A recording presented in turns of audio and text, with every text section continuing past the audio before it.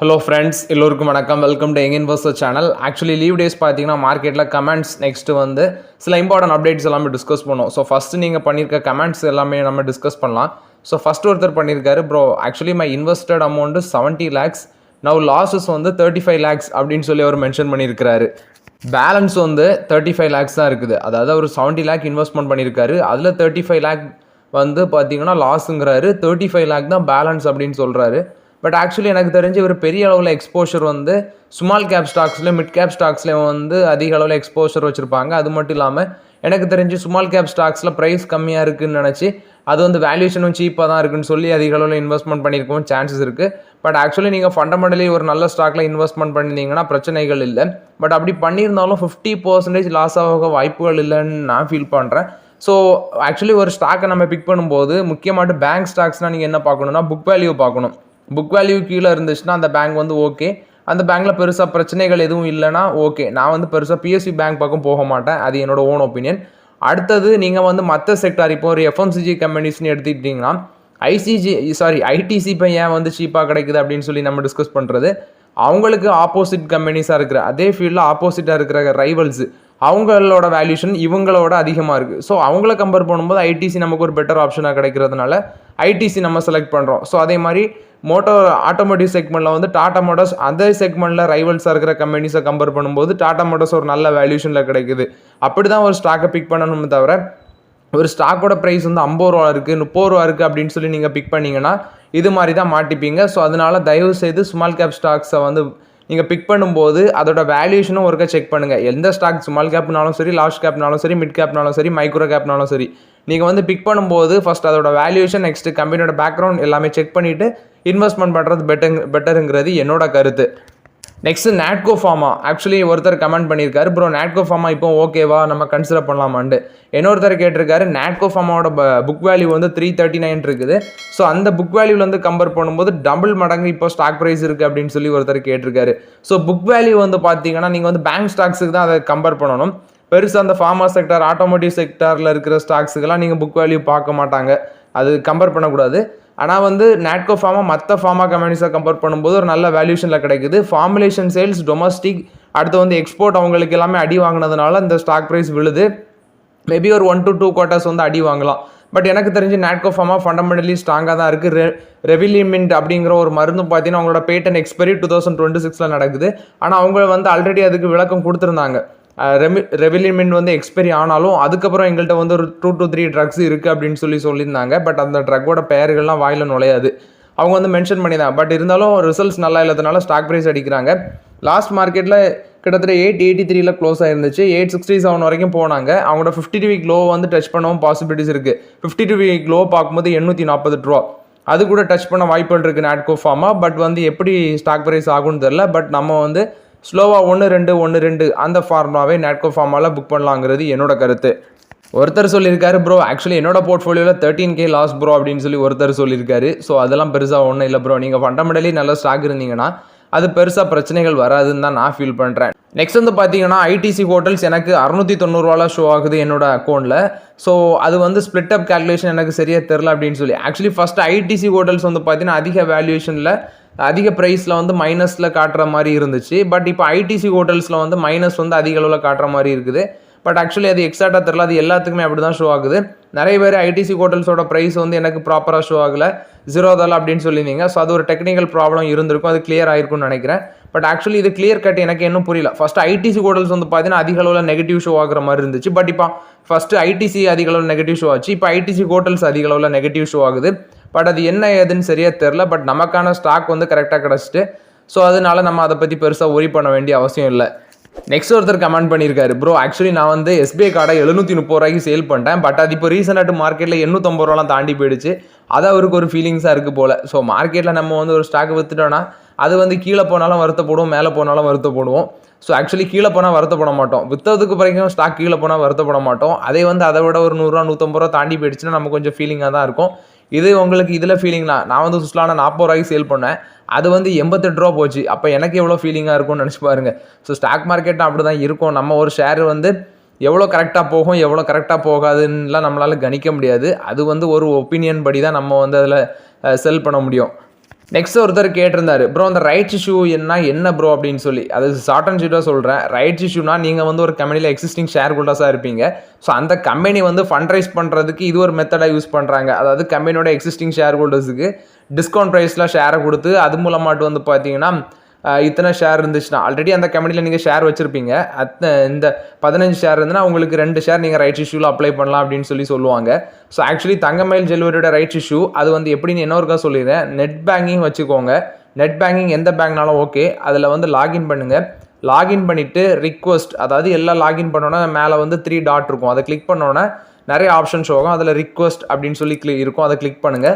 IPO அதை click பண்ணோன்னா IPO next rights issue 2 option வரும். நீங்கள் ரைட்ஸ் இஷ்யூ கிளிக் பண்ணிட்டு கண்டினியூ கொடுங்க. கண்டினியூ இல்லைனா அப்ளைன் இருக்கும். அதுக்கு ஏதாவது ஒன்று இருக்கும். அதை கிளிக் பண்ணதுக்கப்புறம் டீட்டெயில்ஸ் எல்லாமே வரும். டீட்டெயில்ஸ் எல்லாமே கொடுத்து நீங்கள் அப்ளை பண்ணுங்கள். தங்கமயிலுக்கு 15 ஷேர் இருந்தால் நீங்கள் 2 ரைட் ஷேர் அப்ளை பண்ணலாம்.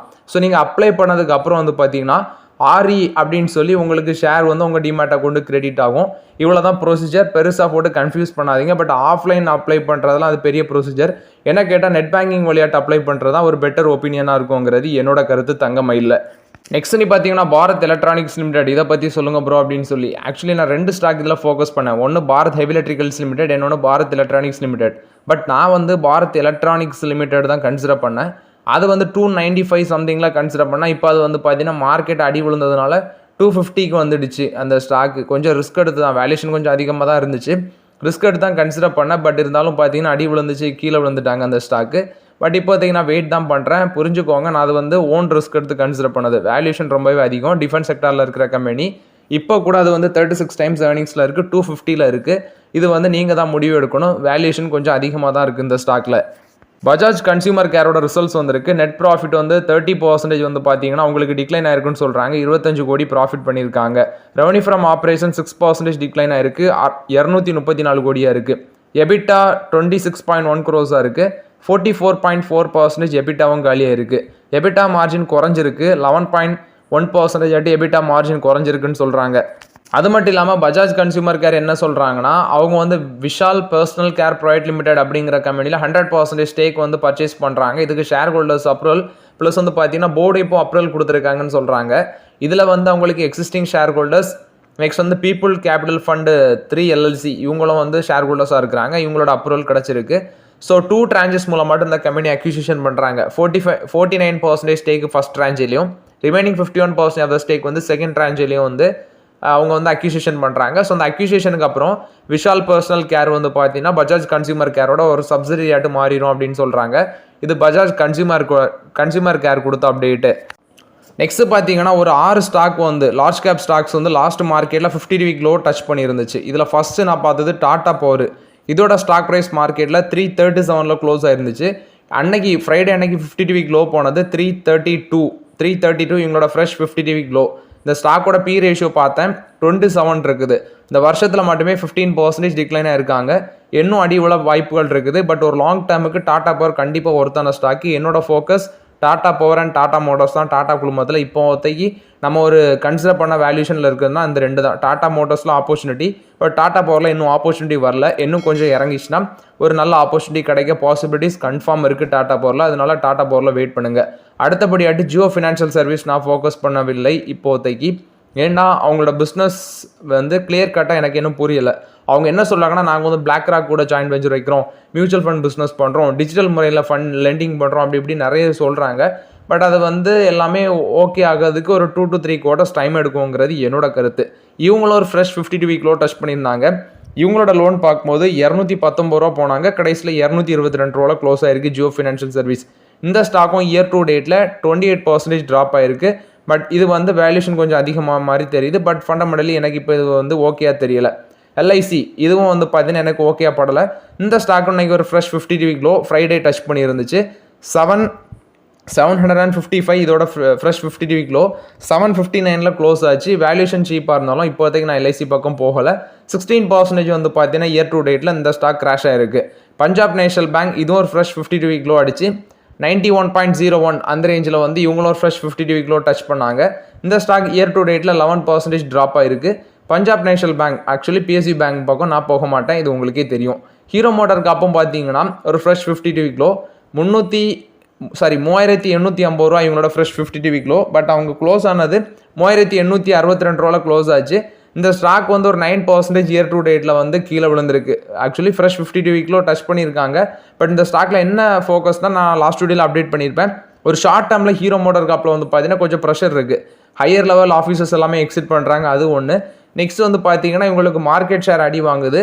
ஸோ அது வந்து இவங்களுக்கு ஒரு ஷார்ட் டேர்மில் ஒரு ப்ரெஷர் கிரியேட் பண்ணும். பட் ஹீரோ மோட்டார் காப்போட வேல்யூஷன் பார்க்கும்போது 18 times P ரேஷியோ இருக்குது.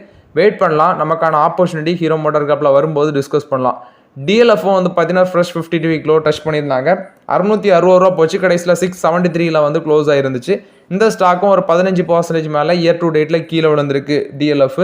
பட் இதோட வேல்யூஷன் கொஞ்சம் அதிகமாக இருந்துச்சு. நான் பார்க்கும்போது 38 times கிட்ட ஏர்னிங்ஸ், பி ரேஷியோ 38 times மேலே இருக்குது. இப்போதைக்கு இதிலலாம் வெயிட் பண்ணுறது தான் பெட்டர். என்ன கேட்டால் ஹீரோ மோட்டார் காப் நம்ம ஃபோக்கஸ் பண்ணலாம். டாடா மோட்டார்ஸும் வாட்ச் லிஸ்ட்டில் ஆட் பண்ணி போடுங்க. இதில் ஆப்பர்ச்சுனிட்டி வந்து வரும்போது நம்ம வந்து டிஸ்கஸ் பண்ணலாம். பேங்க் ஆஃப் இந்தியா கொடுத்த அப்டேட்டு 2690 கோடி வந்து பார்த்தீங்கன்னா இன்ஃப்ராஸ்ட்ரக்சர் பாண்ட்ஸ் மூலமாட்டு நாங்கள் ரைஸ் பண்ணியிருக்கிறோம்னு சொல்லியிருக்காங்க. 7.5% வந்து இன்ட்ரெஸ்ட் ரேட் வச்சு நாங்கள் 10 year இன்ஃப்ராஸ்ட்ரக்சர் பாண்ட்ஸ் மூலமாட்டு 2690 கோடி ரைஸ் பண்ணியிருக்கிறோம்னு சொல்லியிருக்காங்க. இது பேங்க் ஆஃப் இந்தியா கொடுத்த அப்டேட்டு. டாடா குரூப் என்ன சொல்கிறாங்கன்னா, யூகேல வந்து பார்த்தீங்கன்னா கிட்டத்தட்ட 70,000 பீப்புள்ஸ் வந்து அவங்களுக்கு ஒர்க் பண்ணுறாங்க. ஸோ அவங்க வந்து யூகேல வந்து அவங்களோட ஃபுட் பிரிண்ட்டை வந்து இன்னும் எக்ஸ்பேண்ட் பண்ண இருக்கிறாங்கன்னு சொல்லி டாடா குரூப் தரப்பில் வந்து அப்டேட் கொடுத்துருக்காங்க. செயில் வந்து ஒரு நியூ ரெயில் மில் வந்து செட்டப் பண்ண இருக்கிறாங்க. $800 million இன்வெஸ்ட்மெண்ட்லாம் அப்படின்னு சொல்லி இது வந்து சேல் கொடுத்த அப்டேட். அதோட சேர்மன் பிரகாஷ் தான் அந்த அப்டேட்டை கொடுத்துருக்காங்க. ஜியோவும் பிபியும் பார்த்தீங்கன்னா ஒரு பார்ட்னர்ஷிப் ரேஞ்சில் ரன் பண்ணிட்டு இருக்காங்க. ரினோபிள் எனர்ஜி நெக்ஸ்ட் பெட்ரோலியம் ப்ராடக்ட்ஸ் இந்த செக்மெண்ட்லாம் அவங்க பார்ட்னர்ஷிப்பில் இந்தியாவில் பிஸ்னஸ் ரன் பண்ணுறாங்க. இப்போ இவங்க 2 பேரும் என்ன பண்ணுறாங்கன்னா, ஒரு 30,000 EV சார்ஜிங் பாயிண்ட்ஸ் வந்து 2030 இந்தியாவில் செட்டப் பண்ண இருக்கிறாங்க. ஸோ இது மூலமாட்டு எலக்ட்ரிக் 2-wheeler அடாப்ஷனை வந்து பார்த்தீங்கன்னா ரைஸ் பண்ணுறதுக்கு அப்படின்னு சொல்கிறாங்க. 2030 30,000 EV சார்ஜிங் பாயிண்ட்ஸ் வந்து இவங்க இந்த 2 கம்பெனியும் சேர்ந்து செட்டப் பண்ண இருக்கிறாங்க அப்படின்னு சொல்லியிருக்காங்க. இது ரிலையன்ஸ் இண்டஸ்ட்ரீஸ் கொடுத்த ஒரு positive update. So okay friends, actually இந்த வீடியோவில் சில இம்பார்ட்டன்ட் அப்டேட்ஸ் எல்லாமே டிஸ்கஸ் பண்ணோம். இந்த வீடியோ உங்களுக்கு பயனுள்ளதாக இருக்கும்னு நினைக்கிறேன். பயனுள்ளதாக இருந்துச்சுன்னா லைக் பண்ணுங்கள், சப்ஸ்கிரைப் பண்ணுங்கள், கமெண்ட் பண்ணுங்கள். Okay friends, thank you.